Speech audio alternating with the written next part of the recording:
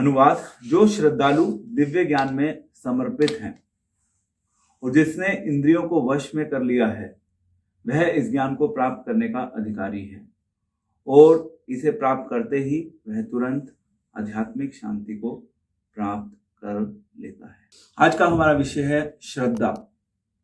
श्रद्धा को हम विश्वास भी बोल सकते हैं या हम बोल सकते हैं फेथ, या किसी चीज के प्रति हमारा ट्रस्ट।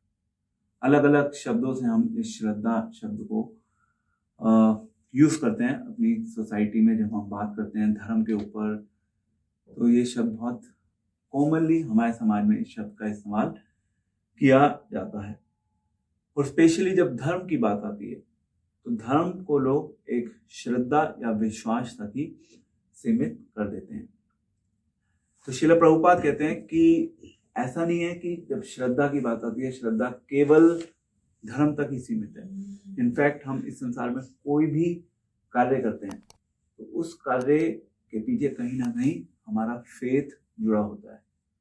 उदाहरण के लिए, अगर आप अपने बच्चे को नाई के पास लेके जाते हैं बाल कटवाने के लिए, प्रभुपाद एग्जाम्पल देते हैं, अगर आप अपने बच्चे को नाई के पास लेके जाते हैं बाल कटवाने के लिए, तो फिर आपको ये एक विश्वास होता है कि वो बार्बर जो है वो उसका कान या गला नहीं काटेगा। ऐसे ही हम अपनी लाइफ के छोटे छोटे एग्जाम्पल्स से इजीली ये पता लगा सकते हैं कि हमारे पास इनफैक्ट हर चीज को करने के पीछे कहीं ना कहीं श्रद्धा का हाथ होता है। अगर श्रद्धा नहीं होगी, अगर हमारा किसी चीज के प्रति विश्वास नहीं होगा, तो हम वो चीज अपने जीवन में नहीं करेंगे। इसको हम बोलते हैं रीजनेबल फेथ। जो भी एक्शन हम अपनी लाइफ में करते हैं, अगर हमने कुछ एजुकेशन अपनी लाइफ में एजुकेशन करने के लिए कुछ प्लान किया होगा कि यस, मैं ये एजुकेशन अपनी लाइफ में पाना चाहता हूँ, पाना चाहती हूँ, तो उस एजुकेशन को पाने के लिए हमने क्या किया होगा? हमें एक फेथ होगा कि यस, मुझे ये शिक्षा प्राप्त हो जाएगी। तो हम ये एज्यूम करके चलते हैं और उस एजम्पशन के बेसिस पे हम अपनी तरफ से पूरा प्रयास करते हैं। तो जब भौतिक संसार की बात आती है तो भौतिक संसार में श्रद्धा का बहुत बड़ा योगदान होता है। इसी प्रकार से जब हम बात करते हैं भगवान की, धर्म की या अध्यात्म की, वहां पर भी श्रद्धा का बहुत बड़ा योगदान होता है। श्रील प्रभुपाद कहते हैं कि जो इस संसार में लोग हैं, इस संसार के लोग जनरली धर्म को केवल विश्वास तक ही सीमित कर देते हैं, क्योंकि धर्म का जो इंग्लिश है वो है रिलीजन। रिलीजन जो ग्रीक शब्द है उसका है religare. Religare means faith. But in reality dharma केवल फेथ नहीं है। धर्म का एक कंपोनेंट है फेथ, बट केवल फेथ नहीं है। क्योंकि फेथ एक ऐसी चीज है, आज हमारा किसी चीज के प्रति फेथ हो सकता है, कल को हमारा उस चीज के प्रति फेथ खत्म हो सकता है। अगर दो फ्रेंड्स के बीच में रिलेशनशिप होती है तो वो रिलेशनशिप फेथ, एक ट्रस्ट के ऊपर डिपेंडेंट होती है। But with the passage of time, समय के साथ वो रिलेशनशिप अपने आप खत्म हो जाती है, या उसमें कुछ प्रॉब्लम आ जाती है, या उस रिलेशनशिप में कहीं ना कहीं कोई दरार आ जाती है। तो जब मैं अपनी बात करता हूँ, जब मैंने कृष्ण भावनामृत से पहले, इस्कॉन में जुड़ने से पहले, श्रद्धा थी हमारे अंदर, हम सभी के अंदर श्रद्धा थी।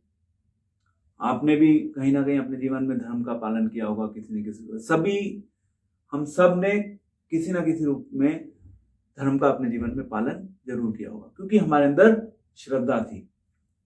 तो अब श्रद्धा जो होती है वो अलग अलग प्रकार की होती है।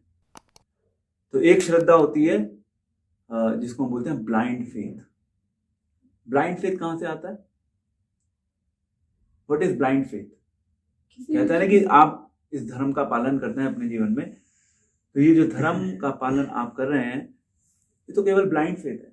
तो हमारा जो धर्म है, जिसको हमने बचपन में फॉलो किया होगा, वो धर्म क्या है? वो धर्म एक ब्लाइंड फेथ के ऊपर डिपेंडेंट है। तो आप कह सकते हैं कि वो ब्लाइंड फेथ क्यों था? क्यों था वो ब्लाइंड फेथ? हम क्यों मानते हैं कि वो ब्लाइंड फेथ था? बिना लॉजिक के था वो। मम्मी पापा ने कह दिया, लॉजिक नहीं था। हाँ, तो एक बताया कि हमारे पेरेंट्स पेरेंट्स ने हमें कुछ बताया, हमने उस चीज को अपने जीवन में फॉलो करना शुरू कर दिया। हमने सोसाइटी को देखा, सोसाइटी में कुछ स्पेसिफिक लोग हैं वो रेगुलरली मंदिर जाते थे, उनको देख के हमने भी मंदिर जाना शुरू कर दिया। सोसाइटी से, परिवार से या अपने मन से हमने कुछ एक बोलते हैं ख्याली पुलाव बनाकर हमने धर्म का पालन करना शुरू कर दिया। बहुत से लोग होते हैं, मतलब इनफैक्ट मोर देन 95% लोग हमारे समाज में जो धर्म का पालन करते हैं वो इन्हीं कारणों से धर्म का पालन करते हैं। पर क्वेश्चन ये है कि क्या इस प्रकार से धर्म का पालन करना सही है? नहीं। तो इस प्रकार से धर्म का पालन करना अल्टीमेटली सही नहीं है। इसीलिए नॉट ओनली हिंदुइज्म, बाकी सभी धर्मों में ये एक ब्लाइंड फेथ फॉलोइंग का कॉन्सेप्ट बहुत ज्यादा प्रोमिनेंट हो गया है आज के समय में। लोग कुछ फॉलो करते हैं, बट वो उस चीज को क्यों फॉलो करते हैं उसके ऊपर वो कभी विचार नहीं करते, क्योंकि उनके पास विचार करने का टाइम नहीं है। वो इस संसार में इतने ज्यादा बिजी हो चुके हैं कि वो विचार करना ही नहीं चाहते। तो इसलिए श्रील प्रभुपाद जिस धर्म की स्थापना करने आए थे, श्रील प्रभुपाद चाहते थे कि हम उस धर्म का अपने जीवन में पालन करें जिसके द्वारा हम ब्लाइंड फेथ के बेसिस पर रिलीजन का पालन ना करें। तो क्वेश्चन ये है कि किस बेसिस पर रिलीजन का पालन किया जाए, किस बेसिस पर रिलीजन का पालन किया जाएगा? What is the second alternative? शास्त्रों के आधार पर। तो श्रद्धा दो प्रकार की हो गई, एक है हमने सोसाइटी से श्रद्धा अर्जित करी, दूसरी श्रद्धा है शास्त्रीय श्रद्धा। तो हम शास्त्रों के आधार पर हम भगवान के अस्तित्व को मानते हैं, हम भगवान के अस्तित्व से जुड़े हुए अलग अलग प्रश्नों के ऊपर विचार करते हैं, हमारे जीवन से जुड़े हुए अलग अलग प्रश्नों के ऊपर हम विचार करते हैं, हम उसके ऊपर मनन करते हैं। तो शास्त्रीय श्रद्धा इसको कहा जाता है। इसको हम बोल सकते हैं रीजनेबल फेथ।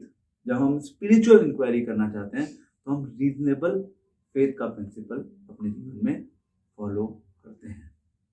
तो यहाँ पे भगवान बता रहे हैं कि जो श्रद्धालु, तो शुरुआत करें भगवान यहाँ पे श्रद्धा से। तो जितना भी हमने बचपन में किया श्रद्धा के नाम पे, हम सबने थोड़ा थोड़ा किया, वो केवल एक स्टार्टिंग थी। हमने अपनी बुद्धि को, अपने मन को कहीं लगा दिया क्योंकि हमें समाज ने कुछ कहा, परिवार ने कुछ कहा, बट हमें उससे आगे बढ़ना है जिससे कि हम केवल एक किसी रिलीजन को ब्लाइंडली फॉलो अपने जीवन में ना करें। तो यहाँ पे कहना है जो श्रद्धालु दिव्य ज्ञान में समर्पित हैं। तो श्रद्धा के बाद नेक्स्ट स्टेप है ज्ञान का। और ज्ञान के लिए हमें क्या चाहिए? ज्ञान के लिए हमें भक्तों का संग चाहिए। इसीलिए आता है अदो श्रद्धा तथा साधु संग, क्योंकि साधु हमें उस ज्ञान को सरलता से समझने में हमारी सहायता करेंगे। और श्रद्धा शुरू में हमारी श्रद्धा जो होती है वो परिपक्व नहीं होती। शुरू में हम सभी की श्रद्धा क्या होती है? इमेच्योर होती है। वो ड्विंडल, मतलब समय के साथ इधर उधर होती रहती है। हमारे जीवन में जब अलग अलग परिस्थितियां आती हैं, उन परिस्थितियों के अनुसार हमारी श्रद्धा हिलती रहती है, डगमगाती रहती है शुरू में कुछ सालों में। इसका उदाहरण बहुत सरल है। आप एक पानी का जो बेसिकली एक भगोने में अगर पानी रखा हो, उस पानी में अगर आप सरसों का तेल डालें, ठीक है, तो सरसों का तेल जब आप भगोने में डालते हैं तो क्या होता है? वो हिलता रहता है। या किसी पत्ते के ऊपर, बड़ा अगर पत्ता है, उस पत्ते के ऊपर आप पानी की बूंद डालते हैं तो बूंद क्या करती है? डगमगाती रहती है। तो इसी प्रकार से जो हमारा फेथ है, हमारा फेथ अभी डगमगाता है, अलग अलग स्थितियों के अनुसार, अलग अलग समय के अनुसार। और उस फेथ को अगर हमें स्थिर करना है, उस फेथ को स्थिर करने के लिए हमें नॉलेज चाहिए। तो श्रद्धा से हमें निष्ठा के स्तर पे पहुंचना है। तो इस संसार में लोग जो आधी अधूरी श्रद्धा है, या जिसको हम बोल सकते हैं आधी पौनी श्रद्धा है, उस श्रद्धा तक ही वो सीमित होकर रह जाते हैं। अब हम श्रद्धा को अगर हम कैटेगराइज करें तो in fact there are two kinds of shraddha. एक श्रद्धा है जो जिसको हम बोलते हैं जात श्रद्धा, वो दूसरी होती है अजात श्रद्धा। तो जात श्रद्धा का मतलब क्या है? जात श्रद्धा का मतलब है कि वो श्रद्धा जो हम अपनी डिवोशनल प्रैक्टिस, मतलब जब हम भक्ति योग का अपने जीवन में पालन करते हैं तो उसके द्वारा हम उस श्रद्धा को विकसित करते हैं। वो हमारा खुद का एक अपना प्रयास होता है, उसको बोलते हैं जात श्रद्धा। और दूसरी श्रद्धा है अजात श्रद्धा। अजात श्रद्धा में क्या होता है? अजात श्रद्धा में हमारा केवल इंटरेस्ट होता है। शुरू में जब हम इस प्रकार से प्रोग्राम्स में आते हैं तो हमारा इंटरेस्ट होता है कि ठीक है, किसी ने हमें प्रोग्राम में इनवाइट किया, उस इनविटेशन के बेसिस पे हम पहुंच जाते हैं। तो हमारी भगवान में शायद रुचि ना हो, या भगवान को जानने में हमारा इतना भी हमारा मन ना हो, बट किसी व्यक्ति ने हमें इनवाइट किया है, हम उसकी बात सुन के वहां पहुंच जाते हैं। भगवान को जानने में, भगवान को समझने में, भगवान को अपने जीवन का लक्ष्य बनाने में शायद अभी हमारी रुचि ना हो, बट एटलीस्ट हमें इंटरेस्ट है। तो जो इंटरेस्ट है, इंटरेस्ट फैक्टर जो है, इंटरेस्ट फैक्टर हम सभी के लिए एक शुरुआत है आध्यात्मिक जीवन में आगे बढ़ने के लिए। उसको बोलते हैं अजात श्रद्धा। It's like borrowed faith. ये फेथ किसका है? ये फेथ आपका अपना नहीं है, ये फेथ आपको किसी ने दिया है। उसके फेथ के बेसिस पे आपको भगवान को जानने का अवसर मिला है। अब जितना आप अपने जीवन में सिंसियर होते चले जाएंगे, उतना आपकी वो जो बोरोड फेथ है, जो अजात श्रद्धा है, वो किस में कन्वर्ट होने लगेगी? जात श्रद्धा में। तो बहुत महत्वपूर्ण है हम सभी के लिए। हमें केवल अजात श्रद्धा वाले प्लेटफॉर्म पे नहीं रहना, हमें आगे बढ़ना है। और उसके लिए भगवान यहाँ पे बता रहे हैं कि जो श्रद्धालु दिव्य ज्ञान में समर्पित हैं। दिव्य ज्ञान अगेन, दिव्य ज्ञान को हम दो तरीके से प्राप्त कर सकते हैं। एक है भगवत गीता के माध्यम से और शास्त्रों के माध्यम से, और दूसरा है उस दिव्य ज्ञान को प्राप्त करने का तरीका भक्तों के संग के द्वारा। तो एक्सेप्टेंस ऑफ एन अथॉरिटी, मतलब किसी को एक्सेप्ट करना अपने जीवन में, अथॉरिटी के रूप में स्वीकार करना, वो बहुत महत्वपूर्ण है आध्यात्मिक जीवन में। क्योंकि मैं समाज में देखता हूं कि धर्म को तो सभी मानते हैं, मतलब more than 90% people in India आज के समय में भी उनकी धर्म में कहीं ना कहीं किसी ना किसी रूप में रुचि होती है। बट केवल रुचि से सब कुछ नहीं होता, क्योंकि उनकी रुचि क्या होती है? बहुत सीमित स्तर तक वो उस रुचि का इस्तेमाल करते हैं। उसके बाद अगर कोई उनको कहता है कि आप आगे बढ़िए, तो आगे बढ़ने में इंटरेस्ट नहीं दिखाते, कहते हैं नहीं बस बहुत है, हम इतना कर लें, हमारे लिए यही बहुत है, हम इससे ज्यादा अपने जीवन में नहीं करना चाहते। देखा होगा आपने, people have their limited frame of mind when it comes to understand God. जब भगवान को जानने की, भगवान को समझने की बात आती है, उनका बहुत लिमिटेड माइंडसेट होता है, उससे ज्यादा वो नहीं करना चाहते। तो उन्होंने बहुत लिमिटेड लेवल पे, उनकी श्रद्धा है आधी पौनी श्रद्धा, जिसको हम बोल सकते हैं, केवल श्रद्धा है। वो जो श्रद्धा है ना, वो श्रद्धा इनफैक्ट अंधविश्वास है और कुछ नहीं। अब वो कैसे चलता है वो अंधविश्वास मुझे नहीं पता, बट अगर हम सही ढंग से बुद्धि अगर भगवान ने हमें दी है, उस बुद्धि के द्वारा अगर हम विश्लेषण करके जानने का, समझने का प्रयास करें, तो उस श्रद्धा की तो कोई वैल्यू नहीं है। वो तो बहुत निकृष्ट प्लेटफॉर्म है। हम उस श्रद्धा के ऊपर रह के अपने आध्यात्मिक जीवन में प्रगति करने के लिए नहीं आए। ये तो सभी को दिया है भगवान ने, इससे आगे बढ़ना है। इसलिए भगवान ने ज्ञान का मार्ग बताया। जो ज्ञान प्राप्त करेंगे, जो श्रद्धा के आधार पर किसी अथॉरिटी को एक्सेप्ट करेंगे, किसी के वर्ड्स में उनकी रुचि होगी, किसी के वर्ड्स को वो स्वीकार करेंगे। जैसे भगवत गीता है, लोग कह सकते हैं कि मेरी भगवान में बहुत श्रद्धा है, ठीक है, ओके फाइन, आपकी भगवान में बहुत श्रद्धा है, very good, what is next? भगवान में बहुत श्रद्धा तो किसी की भी हो सकती है, आपकी हो सकती है, मेरी हो सकती है, it's not a big thing. श्रद्धा के बाद अगला स्टेप क्या है? What is the next step after that? श्रद्धा के बाद अगला स्टेप है कि आपको भगवान की बात को मानना होगा। अगर हम भगवान की बात नहीं मानते तो क्या है? अगर हम भगवान की बात नहीं मानते तो देन इट इज लाइक हमारे माता पिता हमारे घर में हैं, हमारे माता पिता को हम बहुत उनका आदर सत्कार करते हैं, उनको सुबह शाम प्रणाम करते हैं, नमस्ते करते हैं, उनकी आरती भी उतारते हैं, बट अगर वो कहते हैं कि बेटा बाजार से ये सामान लिया मेरे लिए, तो फिर हम कहते हैं बस हम आपकी आरती उतारेंगे। तो जो इस प्रकार से केवल आरती उतार रहे हैं अपने माता पिता की, ऐसा फेथ किस काम का? ऐसी रिस्पेक्ट माता पिता की किस काम की? उसकी तो कोई वैल्यू ही नहीं है। वो दिखाने के लिए आप जो आरती उतार रहे हो, उनकी रिस्पेक्ट कर रहे हो, उनको प्रणाम कर रहे हो, उसकी कोई वैल्यू नहीं है।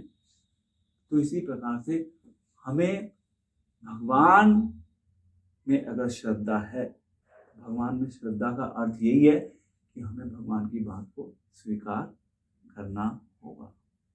भगवान की बात कहाँ है? भगवान की बात शास्त्रों में।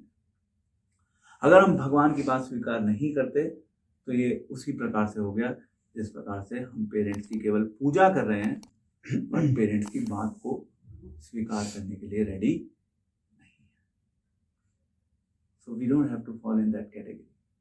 व्हाई? इनफैक्ट मुझे तो कई बार ऐसा लगता है कि इससे अच्छा तो जो एथीस्ट हैं वो ज्यादा बेटर है। एटलीस्ट वो क्लियर है, भगवान वगैरह कुछ नहीं है, वो क्लियर है। एथीस्ट मतलब जो भगवान के अस्तित्व में विश्वास नहीं रखते, कहते हैं ठीक है, हमें कुछ लेना देना नहीं है भगवान से, हमारी जीवन हमारी जिंदगी इंडिपेंडेंट है भगवान से, भगवान है नहीं है हमें कुछ लेना देना नहीं। उन्होंने भगवान के अस्तित्व को ही इनफैक्ट नकार दिया और उनके लिए भगवान एग्जिस्ट नहीं करते। तो भगवान यहाँ पे बता रहे हैं कि जो इस प्रकार से दिव्य ज्ञान में समर्पित है, शांतिम चिरेनाधि गच्छति, इस श्लोक के लास्ट में भगवान बोल रहे हैं कि उसको परम आध्यात्मिक शांति प्राप्त होती है। और दूसरे श्लोक में अब बात आ रही है, देखिए, या तो आपकी श्रद्धा है या आपकी श्रद्धा नहीं है। और अगर आपकी श्रद्धा पूर्ण रूप से नहीं है तो इसका मतलब क्या है कि कहीं ना कहीं डाउट है। डाउट होता है ना, डाउटिंग प्रोपेंसिटी। आज जिस सोसाइटी में हम रहते हैं उस सोसाइटी में लोग हर चीज के ऊपर डाउट करते हैं, हर चीज के ऊपर डाउट करते हैं। मतलब अगर आपने किसी को फोन करके कार्यक्रम के लिए भी इनवाइट किया तो उन्हें लगेगा कि पता नहीं किस लिए हमारे पीछे पड़े हुए हैं, हमें बुला रहे हैं बार बार। क्यों? क्योंकि उनको डाउट हो गया है। सोसाइटी में सब लोग डायरेक्टली और इनडायरेक्टली डरे हुए हैं। कोई अनजान व्यक्ति गलती से उनके संपर्क में आ जाता है, उन्हें लगता है कि भैया क्यों हमारे पीछे पड़ गए। सो ये डाउटिंग प्रोपेंसिटी जो है, इससे हमें बच के रहना है। तो श्रद्धा दूसरा है, श्रद्धा के साथ हमारा डाउट अभी साथ साथ चल रहा है, इसलिए हमारी श्रद्धा पूर्ण रूप से विकसित नहीं हुई। तो अगर हमारी श्रद्धा पूर्ण रूप से विकसित नहीं हुई तो भगवान कह रहे हैं कि नेक्स्ट श्लोक में भगवान कह रहे हैं संशय आत्मा विनश्यति। जिसको डाउट है वो क्या है? वो संशय आत्मा हो गई, उसके अंदर डाउट्स हैं, उसको वो कंफ्यूज है कि धर्म मुझे अपने जीवन में पालन करना है या नहीं करना। देखिए, अगर आपके पास डाउट्स हैं तो अच्छा है, एटलीस्ट वो इसलिए अच्छा है कि अगर आपके पास डाउट्स हैं तो फिर आप डाउट्स की वजह से आप एटलीस्ट बात करने के लिए रेडी तो हैं। बट अगर आपने उन डाउट्स को केवल अपने तक रखा, वो आपके लिए डेंजरस है। डाउट्स होंगे तो आप अप्रोच कर सकते हैं अथॉरिटी के पास विद ए सबमिसिव एटीट्यूड। तद्विद्धि प्रणिपातेन परिप्रश्नेन सेवया उपदेशन्ति ते ज्ञानम ज्ञानिनस् तत्वदर्शिनः। भगवान भगवद गीता में कह रहे हैं कि जो बेसिकली आपको किस प्रकार से अप्रोच करना है अथॉरिटी के पास, गुरु के पास, और आपको उनकी सेवा करनी है, उनसे प्रश्न पूछने हैं। आपको धर्म को ब्लाइंडली एक्सेप्ट नहीं करना, आपको रीजनेबल इंक्वायरीज करनी है। Everyone is welcome to raise their questions, but वो क्वेश्चंस कैसे होने चाहिए? रीजनेबल होने चाहिए, और आपका कुछ some level of acceptance has to be there. नहीं तो क्वेश्चंस की कोई लिमिट नहीं है। एक क्वेश्चन के ऊपर दूसरा क्वेश्चन, दूसरे क्वेश्चन के ऊपर तीसरा question, some way other you have to accept, and this is where the role of faith comes into the picture. So हमें बेसिकली फेथ के साथ साथ अगर डाउट्स हैं तो उन डाउट्स को समय समय पर क्लैरिफाई कर माइंड को चलाना पड़ेगा कि यस कैसे समझे अध्यात्म को। वो उस चलाने के लिए भी ना आध्यात्मिक प्रैक्टिस, जो स्पिरिचुअल प्रैक्टिस दी है भगवान, उस स्पिरिचुअल प्रैक्टिस को पैरेलली हमें करना होगा। जब हम उस स्पिरिचुअल प्रैक्टिस को पैरेलली अपने जीवन में करेंगे तो उसका आउटकम इफेक्ट होगा कि भगवान हमारे माइंड में डाउट्स भी क्रिएट करेंगे। भगवान डाउट्स क्रिएट करेंगे और भगवान आपको अपॉर्चुनिटी देंगे कि उन डाउट्स का सॉल्यूशन आपको मिले। और जब आपको सॉल्यूशन मिल जाएगा तो आप उतने ही ज्यादा कन्विंस होते चले जाएंगे। जितने आप कन्विंस होते चले जाएंगे उतना आपके लिए भक्ति करना, भगवान को समझना, भगवान को जानना आसान होता चला जाएगा। सब लोग इस संसार में कन्विंस होते हैं कि यस मुझे ये पाना है, मुझे वो पाना है। वो कन्विंस है इसलिए वो उसके लिए कुछ भी करने के लिए तैयार हो जाते हैं। हमारे अंदर कन्विक्शन की अभी बहुत कमी है। हम चाहते हैं शायद कहीं ना कहीं, और वो क्या है कि छुपा हुआ है। हम सबके अंदर वो है कि यस हम कुछ करना चाहते हैं स्पिरिचुअली, बट वो छुप गया है। वो किस चीज में छुप गया है? इस संसार की जो बेसिकली इस संसार की जो माया है, उस माया के प्रभाव के द्वारा वो छुप चुका है। और उस माया के प्रभाव को हटाने के लिए हमें ज्ञान लेना होगा, भक्तों का संग करना होगा। और जितना हम ये करेंगे उतना वो माया का जो आवरण है वो धीरे धीरे हटता जाएगा। जितना माया का आवरण हटता रहेगा उतना हम बेसिकली भगवान के करीब। हाँ एक्चुअली भगवान के करीब आना है। तो यहाँ पे कह रहे हैं संशय आत्मा विनश्यति। अब जो संशय आत्मा है उसका होता क्या है? संशय आत्मा के लिए भगवान कह रहे हैं कि ना तो उसके लिए इस संसार में सुख है और ना इस संसार के बाद, यानी कि इस जीवन के बाद जो जीवन है उसको वहां पे भी सुख नहीं मिलेगा। ये भी एक इंपॉर्टेंट पॉइंट है। तो शांति किसको मिली? पिछले श्लोक में 4.39 में शांति का अधिकारी कौन है? इसके पास श्रद्धा है, उस श्रद्धा के द्वारा उसने क्या किया? डाउट्स को क्लियर कर, ज्ञान लिया भक्तों के संग के द्वारा। और जो बेसिकली संशय आत्मा है, जिसने डाउट्स को क्लियर नहीं किया, उसका विनाश होगा। विनाश इस संसार में रहते हुए भी विनाश होगा और इस जीवन के खत्म होने के बाद भी उसका विनाश होगा। ये भगवान की स्टेटमेंट है और हमें बचना है इस चीज से। श्रील प्रभुपाद की श्रद्धा जो थी वो बहुत प्रगाढ़ थी। श्रील प्रभुपाद जब अमेरिका में प्रचार कर रहे थे, प्रभुपाद बोलते थे और धीरे धीरे यूथ को बस यूं ही कन्विक्शन हो जाता था कि यस जो भगवान कृष्ण है, भगवान कृष्ण सुप्रीम पर्सनालिटी है। और यंगस्टर्स को ये कन्विक्शन हो जाता था कि हमें हरे कृष्णा महामंत्र करना करना है। ये श्रील प्रभुपाद की पावर थी, ये श्रील प्रभुपाद का फेथ था। तो हमारे फेथ में ये शक्ति हमें विकसित करनी है कि हमारा फेथ दूसरों के फेथ को विकसित कर सके, क्योंकि जितना हमारा फेथ होगा उतना हम उस फेथ को दूसरों में कल्टीवेट कर सकेंगे। क्योंकि जितना हमारे पास हम कैरी करते हैं उतना ही तो हम किसी और को दे सकते हैं। अगर हम कैरी नहीं करते तो we can not give. Prabhupada gives an example. अगर आपकी जेब में 10 रुपए हैं, आप रास्ते में जा रहे हैं और कोई बैगर आपके सामने आ जाता है कुछ पैसे मांगने के लिए, तो अगर आपके पास पैसे हैं तभी आप बैगर को दोगे। तो अगर आपके पास फेथ है उतना ही फेथ आप आगे पास ऑन कर सकते हैं। तो बहुत महत्वपूर्ण है फेथ। हमारी स्पिरिचुअल लाइफ फेथ से शुरू होती है। शुरू में जो फेथ होता है वो इनफैक्ट फेथ नहीं होता, वो अजात श्रद्धा उसको बोल सकते हैं। वहाँ पे हमारी रुचि होती है थोड़ी सी, उस रुचि के आधार पे हम सुनने के लिए तैयार हैं, ठीक है, एक्सेप्ट करने के लिए रेडी।